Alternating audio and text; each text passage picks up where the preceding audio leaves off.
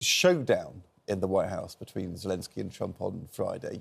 Keir Starmer, the King, clearly going out of their way to to reach out to Zelensky. But I was very struck by Keir Starmer using the phrase "coalition of the willing" on the front of the Times. Obviously, there, you know, that. I mean, we should explain that takes us back to the Iraq War and Tony Blair and George Bush Jr. being in a coalition of the willing. This was, of course, Britain backing America after 9/11. What is Keir Starmer doing using that language? I was dumbfounded. I thought, I know that phrase. And because I think the Iraq War and that whole was a disaster. And I think the Middle East has been in chaos ever since. And I think Britain shouldn't have backed it in the first place. But he's reminding the Americans that we were there special relationship for them. Yeah, I get that, but I still think it was the wrong phrase. I think he's been too clever by half with that. Because I winced when I heard it. I thought, what, the Iraq War became deeply unpopular and a lot of British soldiers died. Are you really saying you're going to do that in Ukraine? But you're right. He's trying to ride two horses here. He's trying to ride the Wild West horse of Trump and J.D. Vance in the US while sticking with Europe and backing Zelensky in Ukraine. Because what we saw in the White House was a mugging. That Trump and Vance decided to mug and bully Zelensky. Now, the problem for Zelensky, you'd normally be, say, with a bully, you either avoid him or you fight back. They're nicking your dinner money, don't show your dinner money to them. Zelensky's in a position, he's asking for his dinner money from the bullies because they have the arms and Ukraine is in a perilous position because it's slowly losing the war. It's very slow, but it's not being able to push the Russians out because they're so much bigger, they've got more equipment. Putin can lose more Russians. He can throw them in the meat grinder. He can watch them die because the country is several times bigger than Ukraine. Zelensky can't do that. You also have the position as the autocrat, the tyrant, can just say, right, got to throw you in there. He's a Democrat, Zelensky. There are still, yes, elections were suspended a year ago because martial law's in place because they're at war, but he's still accountable to Ukrainians in a way Putin is. But the point is for Trump, a repulsive, a revolting display in the White House. And what we see on Saturday, all of Europe getting together, a huge increase in defence spending, every country signing up to it. He's got what he wanted. Also, it was very interesting, Trump wasn't it? got what he wanted. Yes. So Keir Starmer flourishes this invitation from the King to Trump on Thursday. Friday, President Trump then humiliates Zelensky, almost withdraws support from Ukraine, says, you're kind of on your own, you've insulted the White House. And then the King, meets Zelensky. Keir Starmer wraps his arms around Zelensky. There they are in Sandringham, a royal visit. And then on the steps of Downing Street, statesman-like, just basically saying, whatever President Trump says, we're on your side. So now people are saying, well, was there a humiliation of Sir Keir Starmer, actually? Did Sir Keir Starmer look like he was toadying up to Trump on Thursday, offering the state visit? And now we're lumbered with a state visit when the King is obviously on President Zelensky's side. I don't envisage that state visit will happen any time soon. Will it be withdrawn? No, because that would be a diplomatic explosion of a scale we've never seen. No, it stays, and it would be impossible to pull it back. But there are ways in which the King's diary is very busy and Trump's diary is very busy because it couldn't happen in the immediate Very future. striking to me that the former chair of the Foreign Affairs Select Committee, Alicia Cairns, the MP, she's now a shadow Home Affairs Minister on Kemi Badenoch's team. She said no state visit should proceed until the steadfastness of the US commitment to her allies is assured. Well, I think it's striking to have a Conservative frontbencher saying it should not go ahead until we know if Trump's on Zelensky's side. If he's going to give that what we call the security guarantee, which is not forthcoming. Now, Starmer had a successful meeting to a point, didn't he, in the White House, although he was mocked over could Britain defend itself against Russia. But we didn't get that security guarantee. And I think until that's in place, the state visit... Toadying up, as you put it, as part of diplomacy. Yeah. I think it's demeaning. You watch it, but you're dealing with a toddler, a man-sized 78-year-old toddler. I'm not sure now. So everyone said, well done to Keir Starmer. You did brilliantly. Fantastic. What an achievement. President Trump adores the royal family. It was an absolute coup. What did he actually achieve? Yeah, did he give it away too easily? Did he just get a relatively easy ride for that half hour or so in the White House? He's trying to keep open channels of communication and have some influence. It's awful. It's awful. Look, I don't think the state visit should have been offered. It shouldn't have been offered. But it's really important at this time that you've got these chains of communication. And, you know, the fact on Friday night, Keir Starmer rings, after the terrible meeting, he rings Donald Trump and Zelensky. They both take his call. He's the person on Sunday who's saying... What's he getting for it, though? What's he getting for it? I mean, that is it. Look, if you have a fight and a bus-stop and everybody walks out, then what have you got? You've not got a conversation. Trump is desperate for that, see the king again, for that unprecedented second state visit. We've given him it. We've given it, and what do we get in return? If you roll out the red carpet for a bully like him, he's going to use it like a doormat and walk all over you. Although, it's interesting, Andrew, what you say about it will be delayed. So is that then the leverage? Yes. Does Keir Starmer say King Charles's diary is not open unless we get the security guarantee? Keir Starmer would do the state visit in a week's time if he could. No, he would do it as fast as he can. No, he doesn't want the president booed when he comes here. That would be very difficult. What he wants is the president coming here and the deal done by Trump. He cares about the deal with Zelensky. That's what he cares about. Could we also care about whether he's going to impose tariffs on us too? Because he's told us he's going to put 25% on the EU.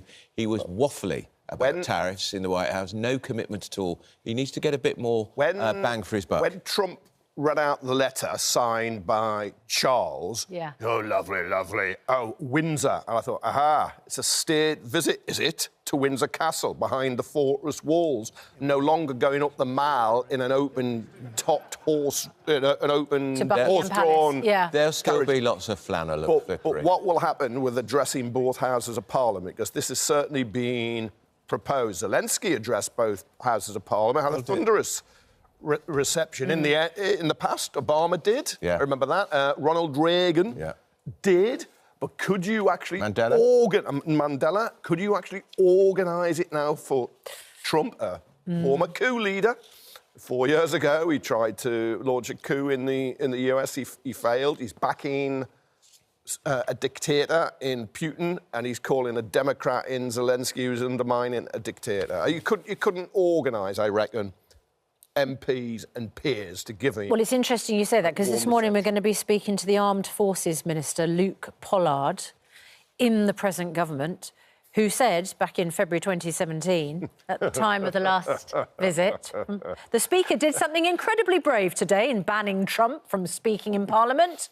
Well done. Yeah, I think you'll find at least 5, 6, or even 7 of Starmer's cabinet ministers said the same, including Wes Street. And the chance of Luke Pollard, the defence minister, saying the same thing to us today is zero. I don't remember, in fairness around this, Alicia Cairns saying Trump shouldn't have had a state visit last time.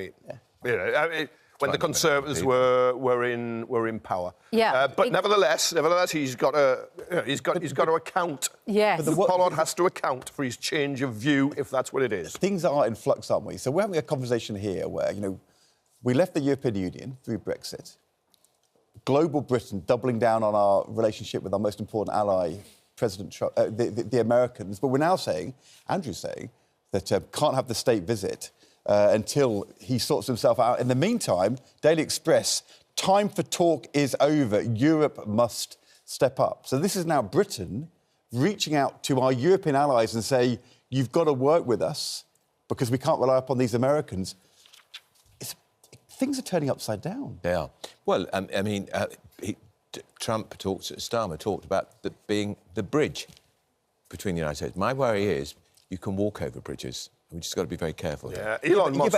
But Andrew, we burnt our bridges with the European Union, and we're now trying to rebuild them. We made a very sensible decision to leave the EU, and actually, but now we're urging them to come with us on this coalition of the willing. And it seems like they are. And it seems like they are, because we were one of the first to say look, under Boris, we were the first to commit the military support to Ukraine, and Starmer was one of the first to say defence spending's going up. It's turning out these Europeans are quite important allies. Well, they are. It's our neighbourhood. That's why it matters. Why has it taken this for the EU to pull its finger out and decide it's got to start looking after itself? Why has it taken a tantrum in a White House that the EU suddenly think, oh, it's not our job to... It is our job to defend Europe now. Trump doesn't see Europe as America's backyard, because it's not really. But it's somewhere they've seen that you want it stable because it's good for their trade and their power. But now, of course, Starmer says, the Prime Minister says, I'm not going to choose between the US and Europe.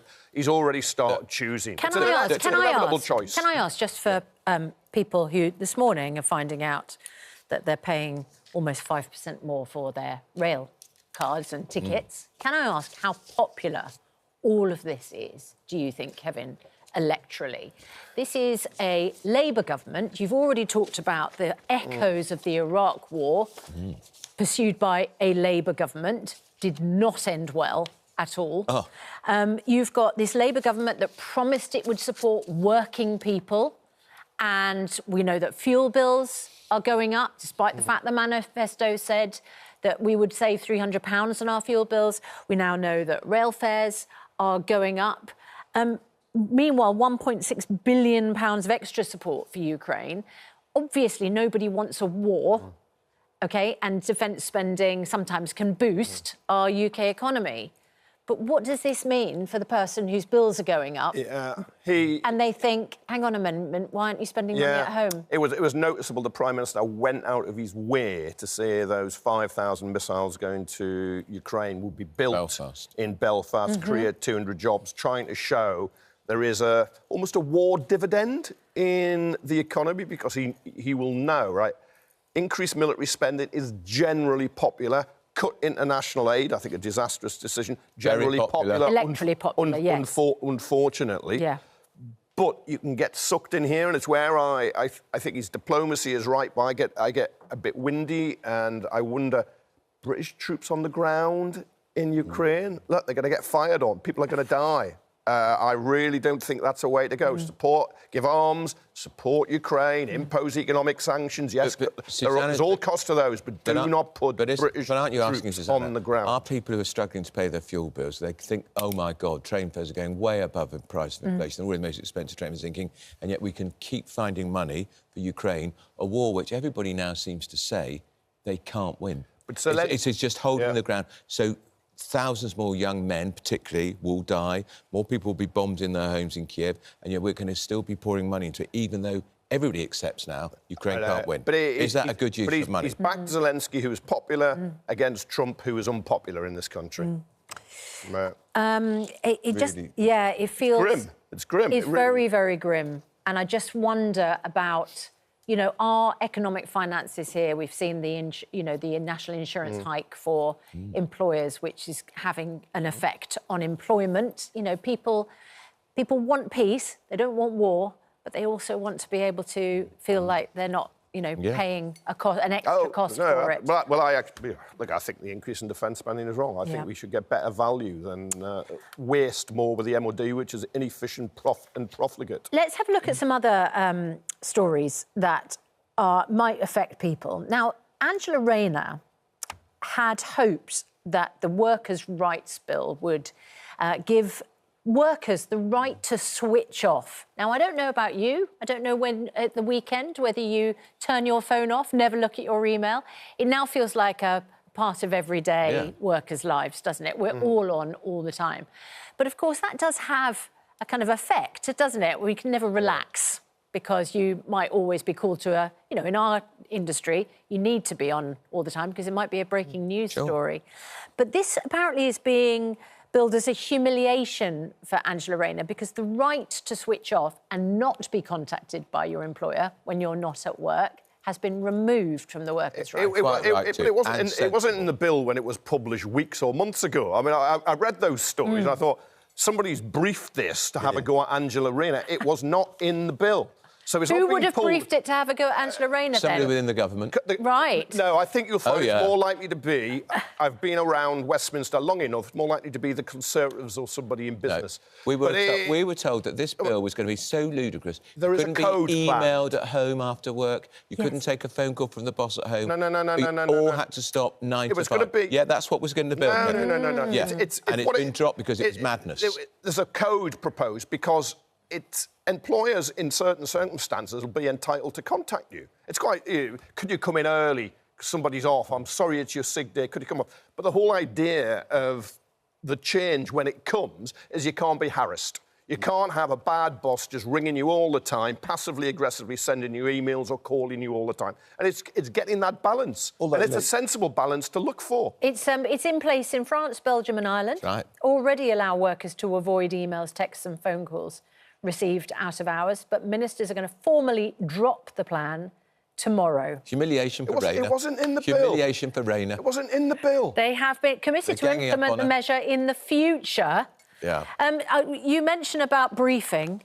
Interestingly, in the article in the Mail, it says Business Secretary Jonathan Reynolds and the Chancellor Rachel Reeves are said to have raised concerns about the burden that this opt-out would have placed on business. They squashed it. It's true. There was a discussion. There was on how it was going to be there, but it was not in the bill. So it can't have been dropped from the bill because it wasn't in the bill. They've squashed it. I'm sorry to bring in fact and reality again because it doesn't fit your political agenda. It was not in the bill. At the time when we read about it, and it's been dropped. I mean, it wasn't the most important thing in the bill, was it? I mean, the most controversial thing. The things that they're doing in the bill are much more significant than this. Yeah, fantastic. If you're at work, you'll get much better protection. You'll get rights from day one. You can't just be dismissed because they don't like the look of your face. Sick pay from day one, I gather. You have to wait 2 years. Sick pay from day one. What's wrong with sick pay from day one? If you're off and you're sick. From day one. We saw during COVID people were going to work when they had the virus because they couldn't afford to stay off. First at work, I can't come in on my first day work. The employer's got 3 people on the payroll, but I want full. Not everybody's a millennial like you. You know. Nonsense. Well, don't worry, because 1 in 3 firms are going to freeze hiring and invest in robots instead.